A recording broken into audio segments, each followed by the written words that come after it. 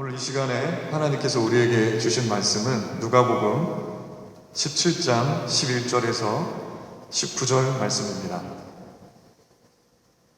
누가복음 17장 11절에서 19절까지 말씀입니다. 제가 봉독하겠습니다. 예수께서 예루살렘으로 가실 때에 사마리아와 갈릴리 사이로 지나가시다가 한 마을에 들어가시니 나병 환자 10명이 예수를 만나 멀리 서서 소리를 높여 이르되 예수 선생님이여 우리를 불쌍히 여기소서 하거늘 보시고 이르시되 가서 제사장들에게 너희 몸을 보이라 하셨더니 그들이 가다가 깨끗함을 받은지라. 그 중에 한 사람이 자기가 나은 것을 보고 큰 소리로 하나님께 영광을 돌리며 돌아와 예수의 발 아래에 엎드리어 감사하니 그는 사마리아 사람이라. 예수께서 대답하여 이르시되 10사람이 다 깨끗함을 받지 아니하였느냐? 그 9은 어디 있느냐? 이 이방인 외에는 하나님께 영광을 돌리러 돌아온 자가 없느냐 하시고 그에게 이르시되 일어나 가라 내 믿음이 너를 구원하였느니라 하시더라. 아멘. 하나님의 말씀입니다.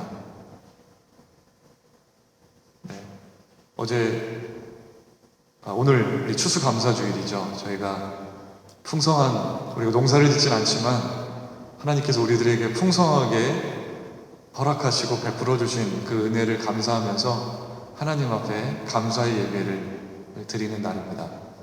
참 아이러니한 것은 지금 저희가 처한 상황이 사실 감사하기가 참으로 어려운 그런 상황이죠. 코로나 바이러스가 점점 미국에서 어느 나라보다도 더 많은 그런 감염자들이 나오고 많은 사람들이 죽어가고 있고 유쾌하지 않은 그런 소식들이 많이 있지만 그러함에도 불구하고 그리스도인들은 우리가 세상적으로 왔을 때 감사할 것이 넘쳐나기 때문에 감사하는 사람들이 아니라 세상적으로 봤을 때 감사할 것이 없어도 주님이 우리들에게 생명을 주시고 구원을 주셨기 때문에 그러한 사실만으로도 감사할 수 있는 사람이 그리스도인이라고 생각합니다. 그래서 여러분들 힘드시지만 감사의 고백이 여러분 삶 속에 흘러넘치게 되는 은혜가 있기를 간절히 소망합니다. 오늘 예배를 마치고 나서요, 우리 소명교회에서 여러분들에게 귀한 과일 선물을 준비하셨다고 합니다. 그래서 우리 은정 집사님께서 예쁘게 장식도 해주셔가지고 정성스러운 그런 선물이 될 것 같은데 꼭 받아가시고 기쁨을 함께 누리셨으면 좋겠습니다. 하나님께 드리는 감사는 우리의 삶의 일상에 주어진 모든 것들이 하나님께서 베풀어 주신 복으로 해석이 되는 믿음을 가지게 될 때 우리들 가운데 흘러나오는 것이 감사입니다. 건강하고 밥을 잘 먹고 일을 할 수 있고 또 믿음을 가지고 우리가 이렇게 신앙생활하는 모든 일들이 하나님의 은혜 아니면 가능할 수 없다는 믿음이 있어야 우리가 감사할 수가 있습니다. 아무리 많은 것을 소유하고 있고 풍족하게 누려도 부족한 것에 집중하고 삶의 초점이 오직 자기 자신에게만 향하는 사람은 불평합니다. 그러나 비록 가난해도 소유가 적어도 우리에게 주신 것을 아주 세밀하게 헤아릴 수 있고 또 자기 자신이 아니라 온 마음의 시선을 하나님께로 맞추는 사람은 감사할 수 있습니다. 그래서 감사는 삶의 태도의 문제이고 그래서 이 감사는 믿음의 성숙의 척도가 될 수 있습니다.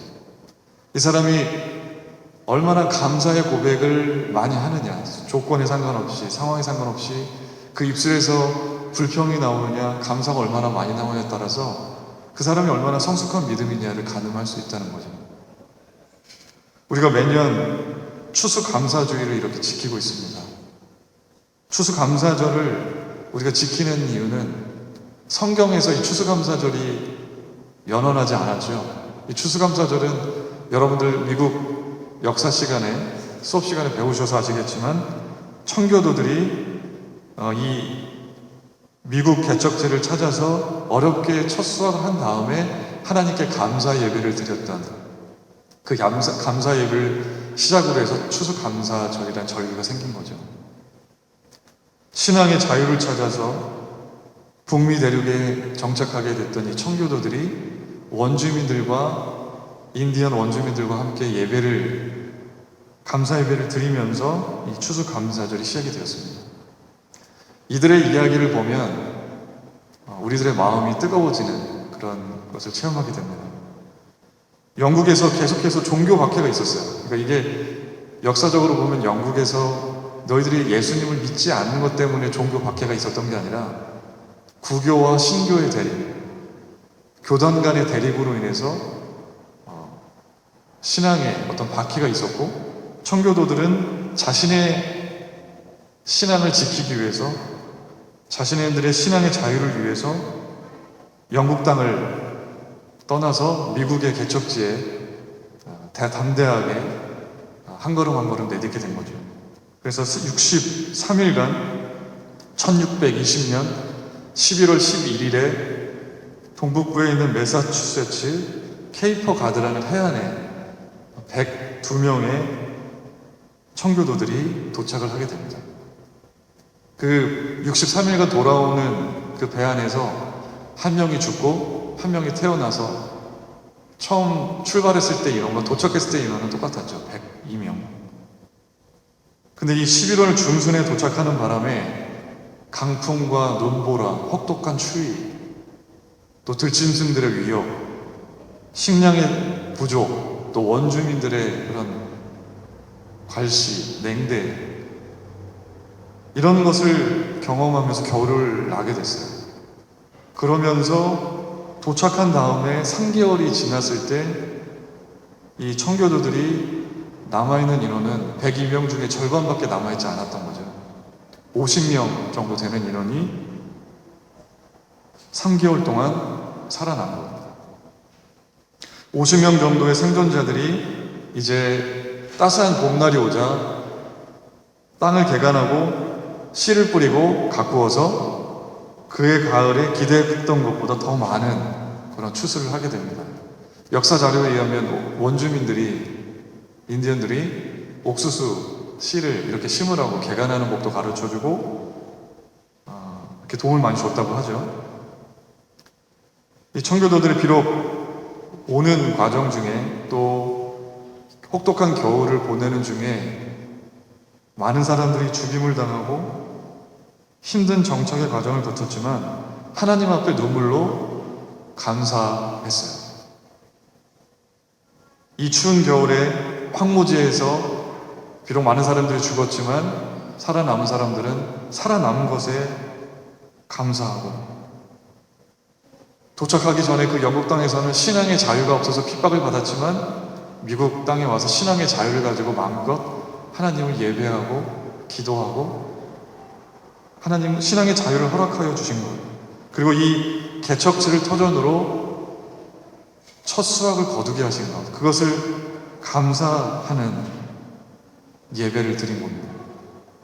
그래서 1661년 가을에 하나님께 첫 추수 감사 주일 예배를 드리게 되면서 이들이 기른 가장 좋은 채소들, 가장 좋은 열매들을 하나님께 드리게 되었습니다. 이들 중에 한 명이, 청교도들 중에 한 명이 이렇게 기도했다고 하죠. 우리는 대서양을 건너와 여러 친구들을 잃었습니다. 그러나 하나님은 우리에게 기대했던 것보다 더 많은 것을 주셨습니다. 하나님의 은혜에 감사하며 하나님께 첫 열매를 드립니다. 이들은 첫 추수 감사절 예배를 드리면서 첫날인 주일에는 온종일 하나님께 기도드리고 찬송 부르고 말씀을 보고 묵상했고, 둘째 날에는 칠면조 요리, 감자, 옥수수 요리들을 나눠 먹었고, 셋째 날에는 인디언 원주민들을 초대해서 음식을 나눠 먹으면서 추수감사절을 보냈다고 하죠. 90명의 인디언 원주민들을 이 예배 드릴 때 초청해서 이들이 인디언들이 칠면조 요리와 호박파이를 가져와서 친교를 나누게 되면서 이게 유래가 돼서 우리 추수감사주일에 여전히 계속해서 칠면조 고기와 호박파이를 먹으면서 이 추수감사절을 지키고 있습니다. 우리가 이 추수감사절에 대한 이 이야기를 통해서 얻게 되는 교훈은 무엇입니까? 감사할 수밖에 없는 풍족한 상태에서만 드리는 감사가 진짜 감사가 아니라는 거죠. 고난의 와중에도 우리들에게 주신 것을 헤아리면서 감사하는 것이 진짜 감사이고, 아픔과 고통을 당해본 사람들이 진짜 감사의 고백을 할 수 있다는 것입니다. 온 삶의 관심이 자신에게 향해 있는 사람은 감사할 수 없지만, 하나님께 우리의 마음의 시선을 향하는 사람은 감사할 수 있다는 것입니다. 진정한 감사라는 것은 자신이 일한 것에 대해서 내가 당연히 받아야 할 내 몫으로 여기지 않고 그것을 하나님께서 허락해 주셨다는 믿음으로 고백할 때 감사하는 것, 그게 진정한 감사라고 하는 것이죠. 나에게 주어진 모든 것이 전적으로 모두 하나님의 은혜임을 인정하게 될 때 진정한 감사가 나옵니다. 오늘 본문에서 예수님께서 10명의 문둥병자를 고치시는 이야기가 나오죠. 이 문둥병자들에게는 믿음이 있었어요.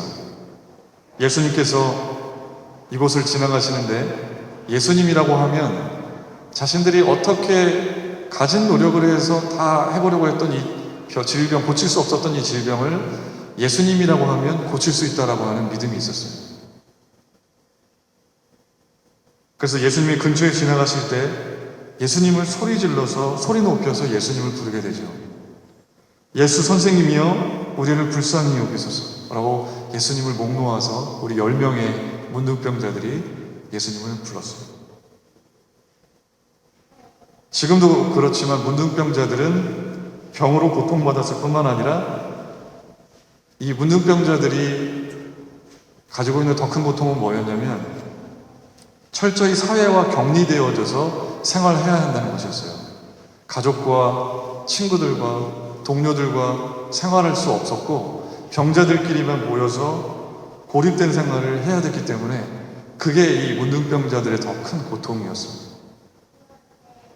당시의 유대교는 이런 문둥병자들, 질병에 걸린 사람들, 이런 소외계층에 처한 사람들에게 어떤 울타리가 되어주기보다는 이들을 종교의 이름으로 분리시키고 부정한 존재로 여기고 고립시키고 소외시킬 뿐 이들을 배려하고 보호하는 일에는 소홀했던 것이 유대교였어요, 당시. 그런데 예수님은 이런 소외받고 고통받는 이들에게 오히려 더 권력이 있고 부하고 세상에서 뭔가 가진 사람들에게 가셔서 복음을 전한 것이 아니라 예수님은 고통받고 신앙하고 병들고 고립된 그런 사람들에게 찾아가셔서 오히려 그들을 어루만져 주시고 치료하시고 복음을 선포하신 분이 바로 예수님이라는 것입니다. 예수님은 이 문둥병자들의 간절한 요청에 마음이 놓으셨고 긍휼히 여기셨어요. 그래서 가서 예수님께서 문둥병자들에게 말씀하신 것은 너희들이 제사장들에게 가서 너희 몸을 보이라고 말씀하신 거예요. 문둥병자들은 예수님의 말씀이 뜻밖이었어요. 왜냐하면 예수님은 그 즉시 문둥병자들의 병을 예수님께서 뭐 어루만져 주신다든지 또 기도해 주신다든지 그렇게 그 즉시 고쳐주실 거라고 생각을 했는데 예수님은 그런 모습을 보이지 않으시고 제사장들에게 가서 너희들의 몸을 보여라 라고 말씀하신 것입니다. 이것은 무슨 얘기냐면 레위기 14장에 보면 제사장에게 가서 문둥병자들이 자신의 몸을 보이는 경우는 자신의 몸이 나았을 경우에 제사장들에게 가서 몸을 보여서 공식적으로 이 사람이 병이 나았음을 인정받고 이제 사회와 공동체에 이 사람이 들어갈 수 있습니다라고 하는 인정을 받는 것이 바로 이 제사장에게 몸을 보이라고 하는 그런 의미였거든요. 그러니까 예수님은 이 문둥병자들에게 이들의 병을 고쳐주시는 어떤 액션도 취하지 않으시고 그냥 고쳐주신 것처럼 제사장에게 가서 몸을 보이라고만 말씀을 하신 거예요. 아마도 본문에 표현되어 있지 않지만 문둥병자들은 납득하기 어려웠을 수 있었어요. 아니, 예수님이 우리들의 몸을, 문둥병을 고쳐주시지도 않았음에도 불구하고 왜 제사장들에게 가서 몸을 보이려고만 하셨을까? 그런데 이 문둥병자들에게는 순종하는 믿음도 있었어요. 자신들의 생각으로 이해할 수 없었지만 예수님의 말씀에 순종했어요. 그래서 문둥병자들은 예수님을 떠나서 제사장에게로 향하는 그 걸음을 걷게 됩니다. 그리고 그 가는 도중에 자신들의 병이 나아 깨끗해진 기적을 체험하게 되죠. 근데 이 문둥병자들의 치유 이야기는 오늘 본문에서 보면 이걸로 끝나지가 않습니다. 이 문둥병자들의 반응이 두 가지로 나뉘게 되죠. 9명의 문둥병자들은 감사하지 않았지만 한 명의 문둥병자는 예수님에게 찾아와서 감사했어요. 이들의 모습을 통해서 우리는 믿음의 단계가 어떤 모습인지, 믿음이 어떻게 성숙되어져 가는가에 대해서 깨닫게 됩니다. 첫 번째 믿음의 단계는 자신이 어려운 문제와 위기, 절박한 필요 앞에서 하나님의 도우심을 간구하는 단계입니다. 문둥병자들은 예수님이 자신의 질병을 고치실 수 있다는 믿음을 가지고 예수님을 찾았어요.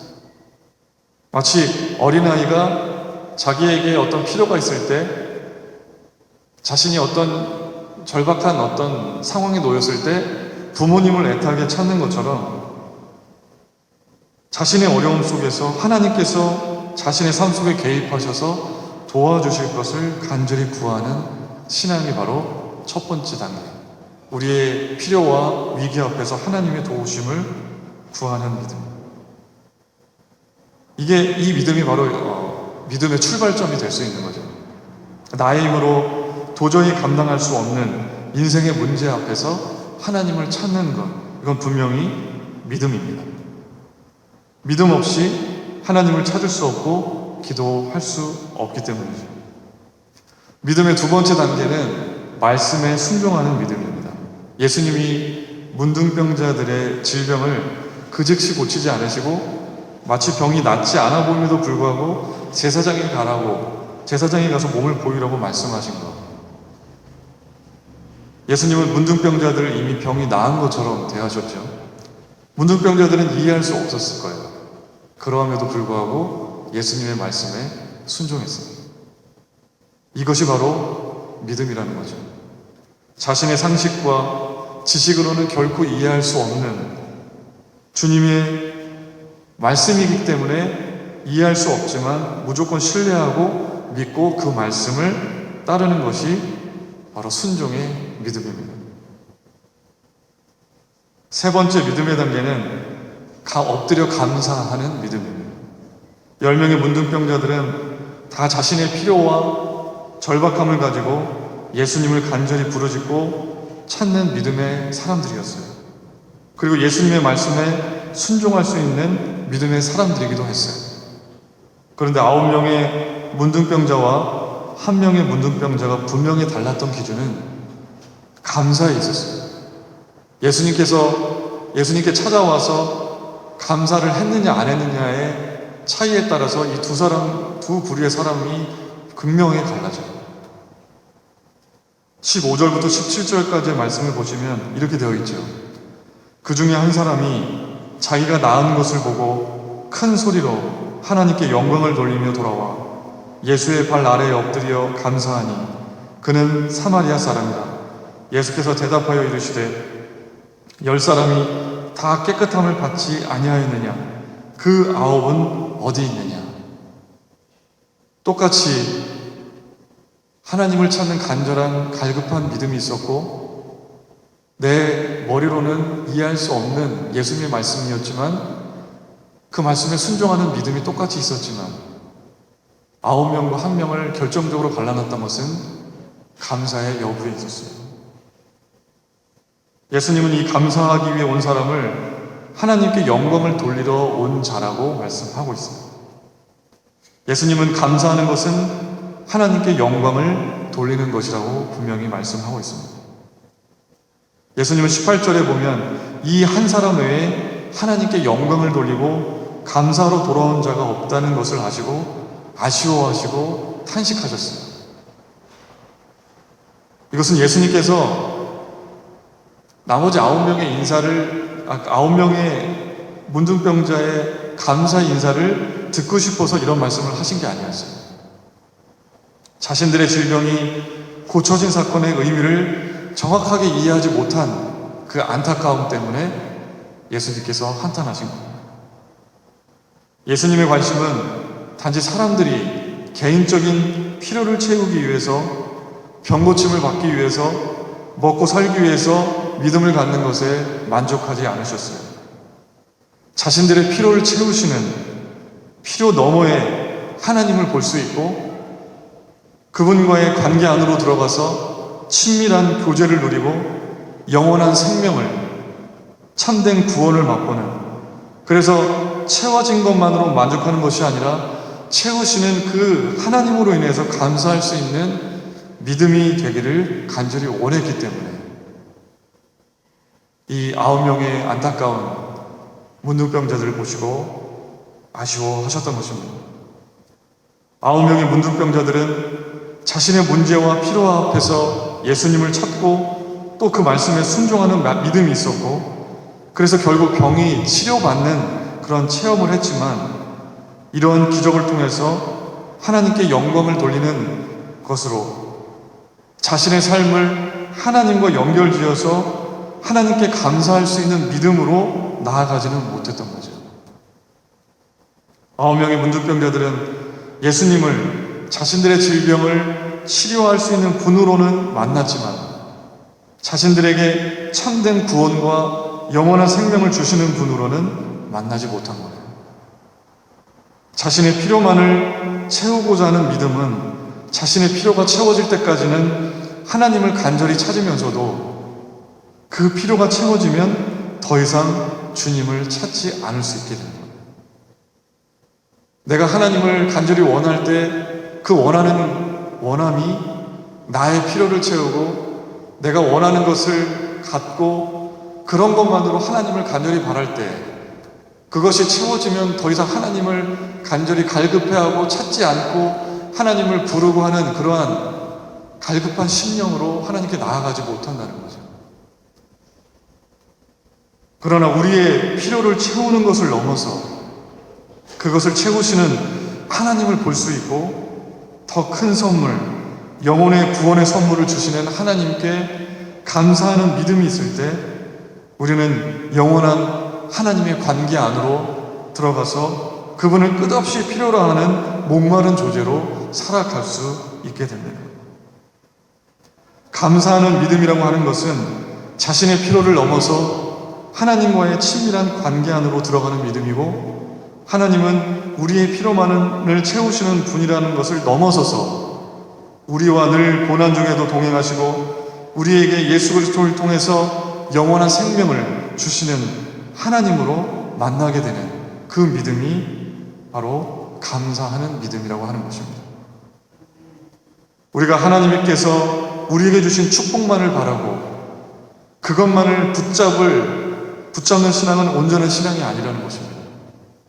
축복을 우리에게 주신, 우리의 필요를 채워주신 그 축복을 넘어서 그것을 주시는 하나님을 바라볼 수 있고 그 하나님께 감사할 수 있는 믿음이 온전한 믿음이요 성숙한 믿음인 것입니다.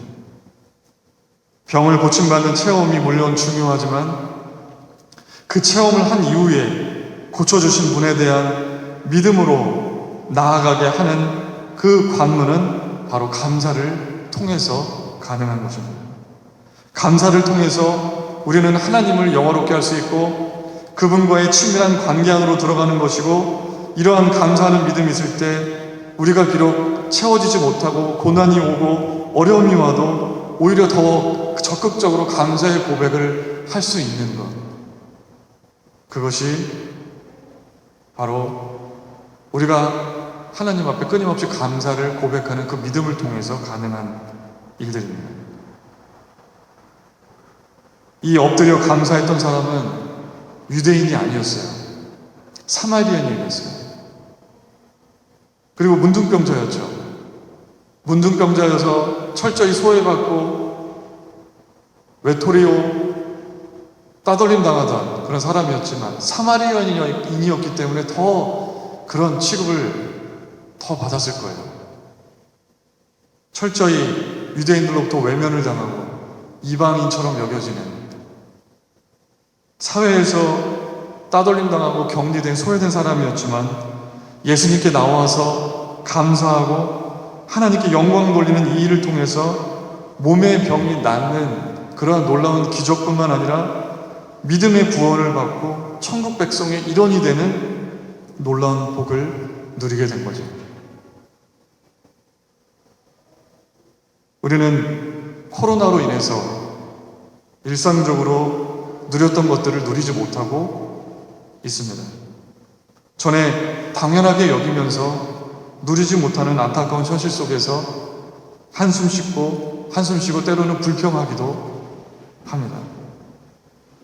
그러나 한편으로 이 모든 일상적인 것들이, 과거에 우리가 누렸던 모든 것들이 하나님께서 우리들에게 주신 축복이었고 하나님께서 우리들에게 베풀어 주신 놀라운 복이었음을 다시금 깨닫는 계기가 되었습니다. 그동안 우리는 이 팬데믹을 통해서, 이 바이러스를 통해서 그동안 우리가 얼마나 작은 것에 감사하지 못하며 살아왔는가를 깨닫는 시간으로 보내고 있어요. 그래서 어쩌면 우리가 지금 겪고 있는 이 팬데믹, 너무나도 힘든 이 기간은 우리가 감사를 배우는 기간입니다. 지극히 작은 것이라도 나에게 주신 것이 무엇인지를 헤아리고 또 채워주신 하나님을 바라보고 채워주신 것을 넘어서 우리에게 영원한 생명을 주시며 구원을 허락하신 하나님과의 관계로 들어가서 그것으로 인해서 감사할 수 있고 또 그것을 배워가는 시간으로 삼는 것이 우리들에게 필요하다는 것입니다. 수많은 죽음을 바라보았음에도 낯선 이방 땅에서 원주민들의 차디찬 적대감 속에서 첫 추수감사절을 감사함으로 드렸던 초창기 청교도의 모습은 왜 우리가 어떤 상황 속에서도 감사로 반응하며 나아가야 하는지에 대해서 분명한 이유를 우리들에게 가르쳐 주고 있습니다. 사랑하는 우리 소명교회 성도 여러분, 하나님께 항상 감사하여 하나님께 영광을 돌리는 그런 사람들이 되시길 바랍니다. 단지 우리가 우리의 필요만을 채워주시는 분으로 하나님을 만나고 경험하려 하기보다 그것을 넘어서 우리에게 영원한 생명을 주시고 천국의 잔치를 베풀어 주시는 하나님으로 경험하게 되시길 바랍니다. 그래서 감사가 입술에 흘러 넘쳐서 그것이 우리의 습관이 되고 우리의 태도가 되어서 정말 예수님이 말씀하신 것처럼 하나님을 영화롭게 하는 존재로 구원받는 천국의 상속자로 살아가게 되시기를 주님의 이름으로 소망합니다. 우리의 신앙이 필요를 넘어서 순종을 넘어서 감사로 나아가는 성숙한 신앙의 사람들이 되시기를 주님의 이름으로 축원합니다. 함께 기도하시겠습니다. 사랑의 주님, 오늘 말씀을 통해서 다시금 우리가 감사에 대해서 생각해보고 깨닫게 하시니 감사드립니다. 하나님, 감사는 우리들에게 뭔가 감사할 것들이 많이 주어지기 때문에 감사하는 것이 아니라 어렵고 힘든 조건 속에서도 우리들에게 아주 지극히 작은 것이라도 베풀어 주신 그 하나님의 놀라우신 복을 헤아리며 감사하는 것이 진정한 감사임을 깨닫고 그렇게 감사의 고백을 드리게 하시니 감사드립니다. 하나님, 9명의 문둥병자들에게 예수님이 자신들의 질병을 고쳐주시고 또 예수님의 말씀을 순종하는 믿음까지는 있었지만 진정으로 하나님께 감사하는 믿음은 없었던 모습을 보면서 예수님께서 안타까워하시고 오히려 하나님께 끝까지 감사하는 믿음의 고백을 하며 예수님께 찾아왔던 그 한 명을 놀랍게도 칭찬하셨던 그 예수님의 말씀을 우리가 기억하고 우리가 끝까지 감사함으로 우리의 삶 속에서 고백하고 반응하고 그렇게 믿음의 풍성한 결실을 감사로 고백함으로 말미암아 그렇게 열어가는 우리의 삶이 되도록 주님 인도하여 주시옵소서. 오늘 추수감사주일로 하나님 앞에 이렇게 감사의 예배를 드리는 우리 소명교회 모든 성도들의 예배를 기뻐 받아 주시옵소서. 예수님의 이름으로 기도드립니다.